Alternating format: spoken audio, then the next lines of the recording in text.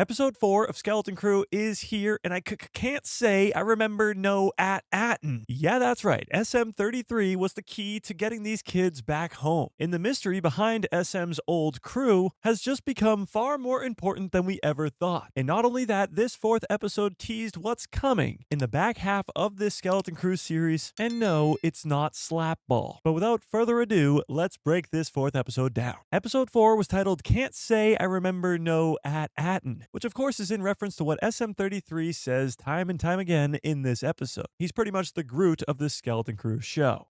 Can't say I remember no At-Achann. I'm Groot. Yeah, you said that. But before we start with where this 4th episode opens, we have to go back to how episode 3 ended. Our 4 main kids and Jod made it safely out of the pirate port and made their way to see Kim. Kim is this owl character that gave us so much information about the 9 hidden planets that were once titled the Jewels of the Old Republic. She told us that 8 of the 9 planets were destroyed long ago, and At-Achann was the one that remained hidden. And after they thought they found the coordinates to At-Achann, Jod stole the coordinates, made sure nobody would follow them, and they blasted into hyperspace. So to start this 4th episode, we assumed, and so did the kids, that they were on their way back home to At-Achann. So the episode opens outside a planet with a nebula around it, just like At-Achann. However, this is a completely different planet. Now, right off the bat, we see these satellites outside the planet. In the first episode, we saw something very similar. Red dots in the sky in some sort of grid-like pattern, which we are led to believe were satellites outside of At-Achan's atmosphere. Here we see a bunch of those satellites, and right away they look very similar to 2 different Star Wars ships we've seen in the past. One being the Starlight Beacon. This spaceport was created by the Republic in the High Republic era, hundreds of years before the Skeleton Crew series. It was a way to expand the Republic's reach into the Outer Rim, giving them an outpost to protect with the Jedi Order.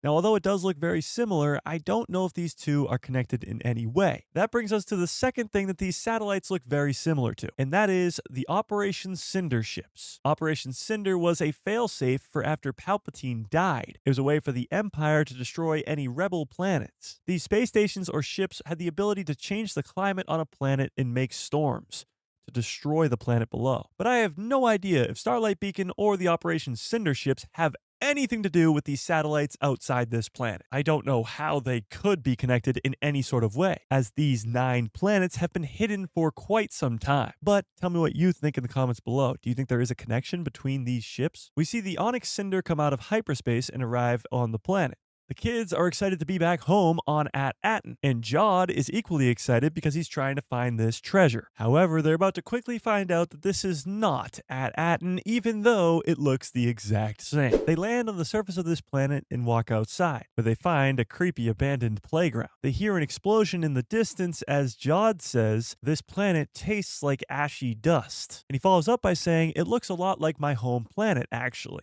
Which will be a very important detail when we find out finally what's going on with Jod Nah-Nahwood. This episode did not give us any information about whether he's a Jedi or a Sith, but he doesn't use the Force at all in this 4th episode. Keep that in mind when we get to the end of this breakdown. But this could be implying that Jod did grow up in a war zone. But this scene gets interrupted by Neel, who says, "This is not home, look," and they run off to the side. And as the kids run off, Fern tells SM-33 to keep Jod with the ship, and SM-33 initiates his babysitting sequence. The kids enter one of the houses that looks very similar to Fern's house back on At-Achann, but Neel points out that this tree in the middle of the room is way too big. Clearly, it's been like this for quite some time if a tree is that large in the middle of a house. And then Wim brings up an idea. What if they fell asleep for 100 years, just like in the Tales of the Knights? Now, this is likely one of the tales of the Jedi and the Sith that Wim has been reading on his datapad. But when I hear Knights in Star Wars, it just makes me think of the Knights of the Old Republic. And this is not the first time that this show has connected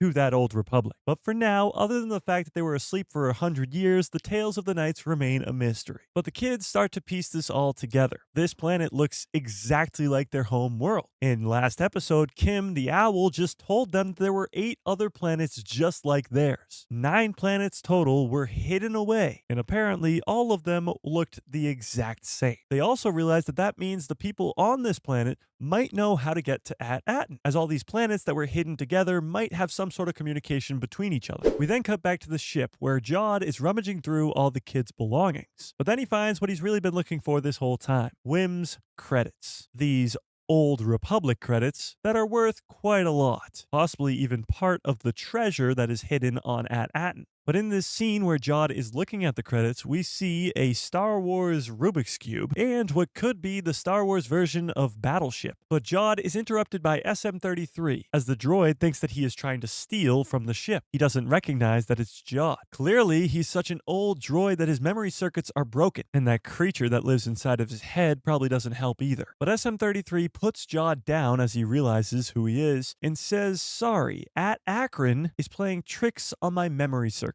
At-Achann, not to be confused with At-Achann. SM-33 knows of this planet because he's been there before, and this is the first little sneak peek at the twist that comes at the end of this episode. But Jod asks, is that the name of this planet, At-Achann? And SM-3's response is yes, and I know it well. And that's when Jod realizes that this droid knows a lot more information than even these kids do. So he starts asking questions. What about At-Achann? To which SM-33 responds with, At-Achann?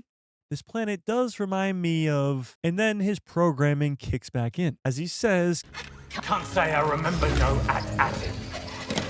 We then cut back to the kids who are walking through this wasteland of At-Achann. They come upon a statue that doesn't have a head, or as Wim so geniusly put it, King No Head, but they get caught by two kid soldiers as they ask, what flag do you fly? And here we get introduced to one faction on this planet called Toik. And we get introduced to Neel's girlfriend, Haina, and they have to hide or the At-Achann patrol is going to kill them. So the kids go and hide as the At-Achann patrol walks by. We see them marching by with this tank, and it kind of looks like an armored assault tank from the Separatist army, but it's definitely not the exact thing, as this planet has been lost for a lot longer than the droid army of the Separatists has even been around. But Haina says that they must slip away, as she looks out the window to see these Eopes. These creatures were stolen from the Toiks, and they're trying to get them back. But this is not the first time we've seen an Eope in Star Wars. We see Obi-Wan Kenobi riding one in Revenge of the Sith and in the Obi-Wan Kenobi series. However, this is clearly not Tatooine, and these Eope have horns, and the one in Kenobi did not. But it is an Eope nonetheless. It's the same species, just on a different planet. Haina says she's going to take them somewhere safe, and as they walk towards that safe base, they realize that it's their school, or at least a carbon copy of their school that is destroyed. We get to see the same room where the kids were taking their test back on At-Achann, but this time it's a military outpost. And this is where we get introduced to General Strix, Haina's dad. He is the leader of the Toiks and the one true ruler of At-Achann. General Strix explains to them in this war zone, kids are seen as adults. They don't get any special privilege just because they're kids. This world is very different than At-Achann. Strix asks them what they seek, and Fern, of course, says directions home. She says, do you know of the world At-Achann? And immediately General Strix turns to the side and shares a weird glance with his daughter. They know something that we don't. But he says he doesn't concern himself with off-worlders, beyond trading for munitions. But Wim chimes in and says you don't have any ancient maps or star charts or anything, to which Haina says, well, what about the knowledge hidden in the Fallen Sanctum? This Fallen Sanctum we'll get to in just a little bit, but it's described to have coordinates to other planets, perhaps one of them being At-Achann. But General Strix says that it's too dangerous and too far away for the kids to make it alive, which is very strange because later on when the kids go to this Fallen Sanctum, it's not dangerous at all and they get there pretty quickly. But maybe, just maybe, that's because Jod killed everybody in their way. But we'll get to that in a little bit. General Strix then tells the kids that they will be a use to them as warriors in this war. Then after some training, they'll see if they are brave enough to make it to the Fallen Sanctum. We then cut back to Jod and SM-33 back on the Onyx Cinder. Jod is helping SM out of the ship and asking him questions about At-Achann, to which SM-33 just keeps saying warriors. He remembers seeing warriors like these. And as the smoke clears, the At-Achann warriors are standing right in front of them. And Jod throws up his hands and says, you know what, just shoot me. And we cut back to the kids now training with blasters. But Neel wants no part of that. Neel's more of a peacekeeper. I have brought peace, freedom, justice, and security to my new empire. And Heine says, you're smart for not wanting to take part in any of this. Anyway, these guns are weak anyway. Let me show you what a real weapon looks like. She takes Neel up to the roof, where we see all the same species that lived on At-Achann. It seems like all 9 of these hidden planets not only had the exact same cities, but the exact same species who lived on the planet as well. But Neel starts to explain to Heine that her planet is very different than his. She's been at a constant war her whole life. Well, on At-Achann, it's a very safe place with no war at all. But Heine doesn't care. Neel's all about the peace, and Heine's all about taking control of the entire planet. And one day, she'll take the role of her father as the leader of this whole clan, and she will lead the clan to victory. Heine also explains to Neel that they have to fight for everything. Fight for their food, fight for protection. It's what makes them strong. But Neel says, but fighting is bad. If you just keep on raiding each other, then it's never gonna end. And if it was up to him, he would just say sorry, and there would be no more fighting. I think Neel should just be put in charge of every country in the world, and then we'll just have world peace forever.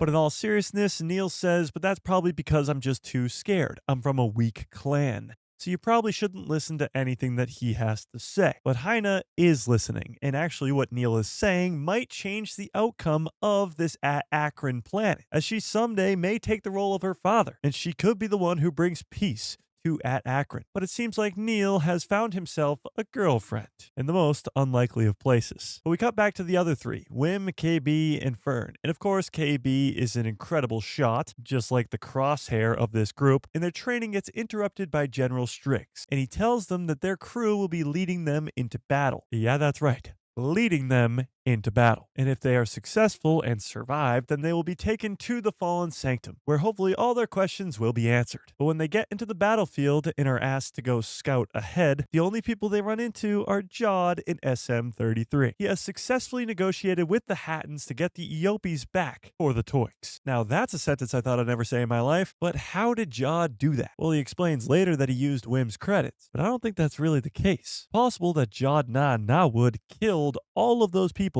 who tried to capture him. What use would they have for Old Republic credits if they're in the middle of a war? Tell me what you think in the comments below. Do you think Jod killed all those people, or did he actually strike a deal? But after returning the Eopes to the Toiks, General Strix tells Jod that the Toiks owe him a debt, and he says, name your reward. Weapons, whatever you want. And he wants his 4 kids back. And although this seems like a feel-good moment, Jod came back to save the kids, I still think Jod's just using these kids to his own benefit because they're the only ones who know how to get to At-Achann.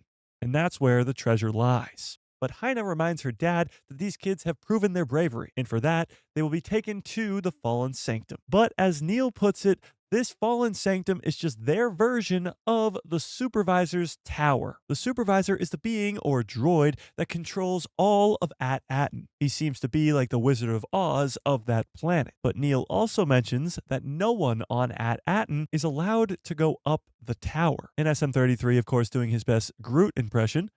Can't say I remember no At-Achann. I'm Groot. Yeah, you said that. Heine says this is where she leaves them, and her and Neel share this moment. Neel has taught her that peace is an option, and maybe someday when she's the leader of this planet, she will remember the ways that Neel taught her. Now, completely off topic from this love story of Neel and Heine, in this scene, we actually get to see Jod's pants. Yeah, I know, a little off topic, but these pants look an awful lot like Han Solo's pants in the original trilogy. Now, Jod's character has been described to be a Han Solo type character, but now the two are very visually similar with these pants. Okay, back to the love story. Heine gives Neel's trunk a kiss. Pause, hold up. And then she runs away, and our heroes walk towards the tower. There's where they find a very shaky elevator, and KB, being the goat that she is, hacks her way in to make it go up. They get to the top, and this room that they come into has 9 pillars in it, each of them having coordinates to the 9 hidden planets that were stowed away a long time ago. They find one that says At-A2, another that says At-Achann, the planet that they are on right now, another one that says At-Arisia, another one that says At-Aravan, another says At-Akoda, and then they find At-Achann. Strange that all these planets start with At. We have no idea when or who hid these planets, and we don't really know for why either, but there was a purpose, and hopefully we'll learn it by the end of this show. But the problem is, when they find the pillar with At-Achann on it, the coordinates have been destroyed. And as the kids ask who would do that, SM-33 says, I did. What? Fern turns around and says, you destroyed them? When? And SM-33 explains.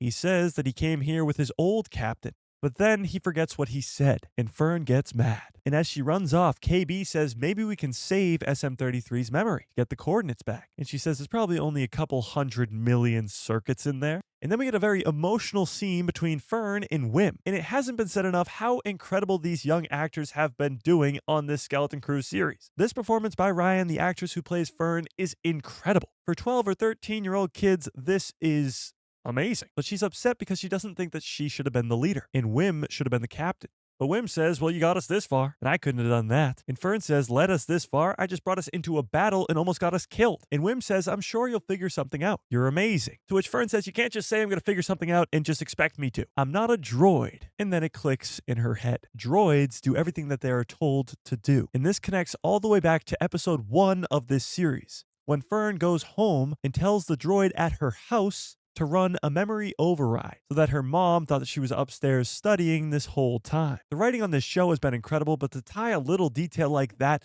all the way back to episode 1 in this 4th episode is just incredible writing. And it makes me think, what else did we miss in those early episodes that will become very important in the back half of this season? But Fern runs over to SM-33 and explains to KB that droids do what they are told. What if SM-33 can't say he remembers At-Achann because he was told not to? And she turns to SM-33 and says, I am your captain. Run memory override. You must remember everything about At-Achann. And he does. And he explains, in this very room, his captain killed any of his crew that saw the coordinates to At-Achann, slaughtered them, and ordered SM-33 to destroy the coordinates so that no one else could ever find them. And he also ordered him to forget everything he knew about At-Achann. But his captain also told him that if anyone comes poking around looking for his treasure, he must pull them apart, limb from limb. As SM-33 begins to take his attack mode, Jod grabs the old blaster from Wim and it's jammed. Just as Wim, KB, and Fern are all going to be torn limb from limb by SM-33, he is distracted by Neel. Neel saves the day. Well, kind of. While SM-33 is walking towards Neel, Jod comes from behind and turns him off. Always aim for the off switch. And the episode ends with Neel fainting on the ground. Now, this episode was amazing. Definitely giving us more questions than answers, but still furthering the story and giving us this crazy twist of SM-33 being sort of a bad guy. It is his programming, but still, he had a lot more information than we ever knew. It brings up a lot of questions about his former captain, how he found these coordinates on this planet of At-Achann, and it raises the question of what happened to his former captain. But we have hit the halfway mark of this Skeleton Crew series. In this 4th episode, I give an 8 out of 10. I think episode 2 and 3 were better, but still, this show continues to be incredible, and we are halfway towards the finish line with a lot of unanswered questions. But tell me what you thought of this 4th episode in the comment section below. Rank it out of 10 if you have not already. And there are so many hidden Easter eggs and things you might have missed in last week's episode, episode 3 of Skeleton Crew, but I broke it down all in this video right here.